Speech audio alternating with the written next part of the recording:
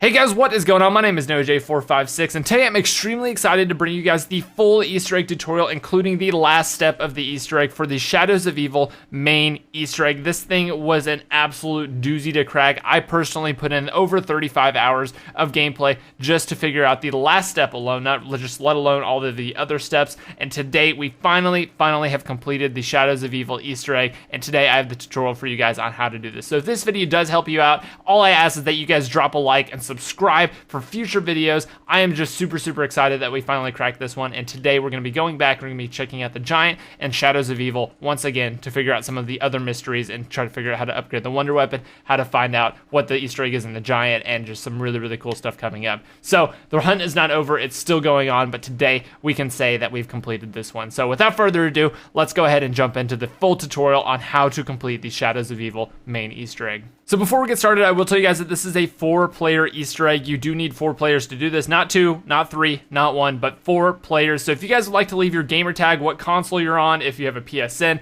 what console you're on, and your gamer tag /PSN in the comment section down below, you guys are more than welcome to do that to try to find some people to party up with and be able to play with and be able to complete this with, because it really is worth it to do it for yourself, and the challenges and everything are really cool to finally complete as a team. So the first step to completing this Easter egg is opening up the Pack-a-Punch. Now if you do not know how to open up the Pack-a-Punch, I assume most of you do by now, but if you do not, it will be in the description down below along with all of the other things that you need to complete this Easter egg. You will need to open up the Pack-a-Punch, and in order to do this, you will need to do all of the Pack-a-Punch rituals in each of the 4 locations, and I have that detailed down below in the description in that video. Very in-depth, over a 10-minute video. If you guys have any questions about opening up the Pack-a-Punch, that is the video to go to, and that will explain it completely. So the second step is to get your sword. Now again, this is very easy if you know what to do, but if you do not know what to do, it is in the description down below. But again, a quick refresher, all you need to do is ride the different trains, find out what your symbols are, unlock the sword area, grab your egg, and charge it at the 4 different relics around the map. And once you have done that, make your way back, grab your sword, and you are on to the third step, which is upgrading your sword.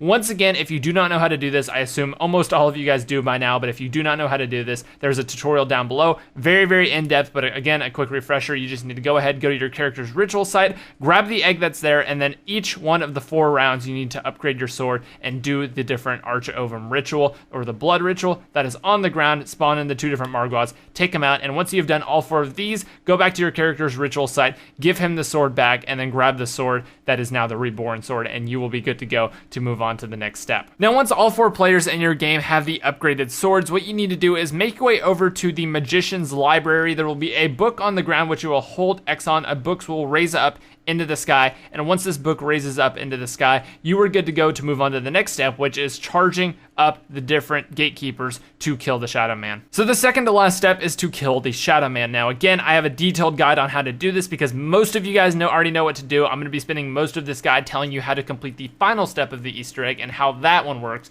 But if you do not know how to kill the Shadow Man, it's very easy. All you need to do is go down after you activate the book, grab the flag, take it to 2 different spark charge areas once per round, and then go ahead and take it to the gatekeeper. Fill up your gatekeeper, and once you do that 4 times, the Shadow Man will be ready to be killed. You make your way down to the Pack-a-Punch area, activate all 4 of your keepers, go ahead, do the Shadow Man fight, kill the Shadow Man, trap him in the summoning orb by shooting him around the map, and then trapping him in the orb in the back. And once you've trapped him in that orb in the back, he will be dead. He will be good to go to move on to the next step, which automatically activates after you kill the Shadow Man when the giant gateworm spawns in.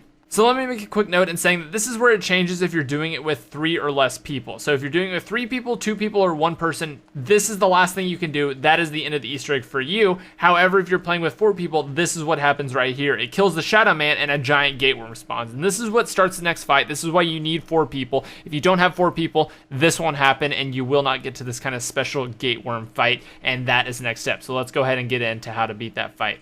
So once you kill the Shadow Man, you will enter into this special kind of round in which a few different things have changed. Number 1, every about 30 seconds or so, or after you kill a Margwa, you will get this red glow around your screen, and you need to go touch the white things around the map. If you don't go touch the white things in time, you will die. It will automatically down you, and you have to get revived by a teammate. So just every 30 seconds or so, make sure you make your way to one of these little white orbs that are around the map and cleanse yourself from this kind of death mark that comes over you every couple of seconds. Now, the other thing that has changed is that the the only thing on this map are purple-headed Margwas. Now, once you enter into the special round, once you get to the special round, you have to kill a Margwa to go into beast mode. Basically, all the different beast mode portals around the map, in which you just say like hold X or hold square to become the beast, those will all be red at the beginning of the round. However, for each Margwa that you kill, a different one of those around the map will light up, and you basically have to have enough to have every single player in beast mode to complete the last step of the Easter egg, which is a little bit complicated when I say it at first, but it will make sense in just a second here. So once you enter into beast mode, you'll realize that there is no time limit to this beast mode. You can stay on it for as long as you would like, and the only way you can get knocked out is if you let the red glow stay on you too long,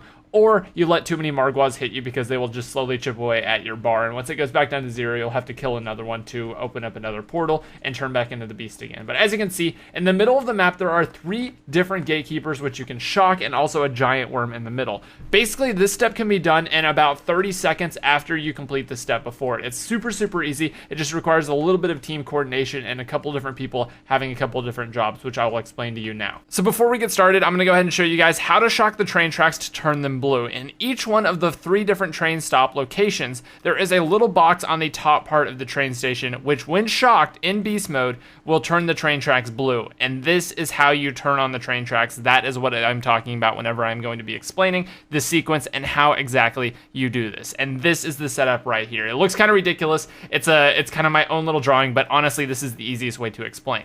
So as you can see, I have one person in each one of the train stations. In my case, I am the only one not in beast mode. Everyone else, I'm going to draw little squigglies so you guys know that they're in beast mode.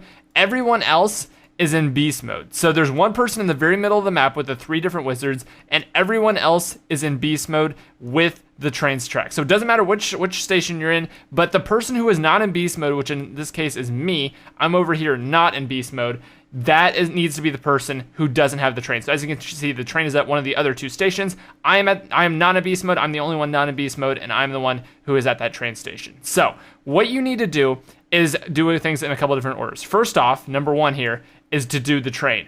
What you need to do is go ahead and grab the train, activate the train, and send it going around the map. So the train is over here. It's going to start going toward the middle.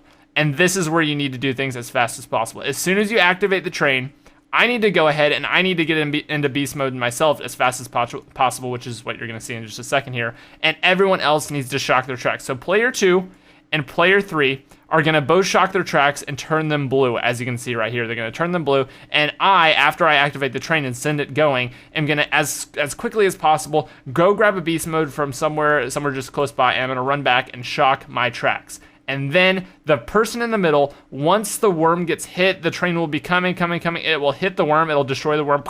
It'll kill the worm for a few seconds. It has about 3-second window after you kill the worm. So after you kill the worm is going to disappear, and he needs to shock all 3 of the gatekeepers in the middle to turn them all electricity style, and that is the step. So basically, number 1, you have to activate the train. Number 2, you have to all shock the tracks. You have to turn the entire track system blue from each and every location. You have to hit the worm with the train. Wait till the worm is hit with the train, and then you're going to shock all the wizards in the middle of the train and complete the Easter egg. Basically, if the tracks are blue, the worm is gone, and all 3 wizards are lit up all at the same time. That is the final step, and this is what happens right here. As you can see, it will shoot a beam of energy into the sky. If you want to see the full cutscene without me talking over it, go ahead. First link in the description down below, but that is the Easter egg. Hopefully my ridiculous drawing helped a little bit, but that is how you complete the Easter egg. So let me go ahead and show you guys what that looked like in real time, just so you can have an actual gameplay representation of this. This is where I'm telling all my teammates to get into position. There's one person in the middle, one person at the other 2 train tracks. As you can see, the train is not here. So I'm going to go ahead and I'm going to run up and I'm going to call the train. So the train is now on the way. I'm going to run down, grab the nearest beast mode, make sure you have one very close by. I'm going to run up, shock my tracks to turn them blue, and I'm going to run middle, and as soon as the train hits the worm has disappeared. The person in the middle is now shocking all the wizards. All the wizards are activated, and as you can see, that is the Easter egg been completed right there, and that is how you get the cutscene. So I personally have spent 30 plus hours looking for this final step. I just shout out to everyone who has helped with this Easter egg. Everyone, shout out to Admiral for completing this first. Congratulations to him. And this was just an awesome team effort, and I just absolutely loved every step of the way completing this Easter egg. It's been a huge grind, but I absolutely loved every second of it, and I cannot wait to check out the giant, see if anything has changed there, and to figure out what else else needs to be discovered in this map, because we still need to discover how to pack a bunch of the wonder weapon. We still need to discover what the donut carts are for, and there's still a lot more that we need to look on, and we'll be live streaming that and doing that later on today. So I hope you guys have enjoyed. If you have enjoyed, make sure you hit that like button. Make sure you subscribe for all of the latest and greatest zombies videos, because we're going to be just going absolutely ham with the zombies videos and the DLC and everything like that. But today, that is going to be about it for me. I hope everyone has enjoyed, because it's just been so much fun, and it's been such a ride. And shout out to every one of you guys who came out to the streams, gave suggestions, and was just an awesome member of the community. But anyway, guys, thank you so much for coming. Thank you so much for watching, and I do hope to see you guys back again in another video very soon. Anyway, thank you so much. I will see you all in the next one, and adios, my friends.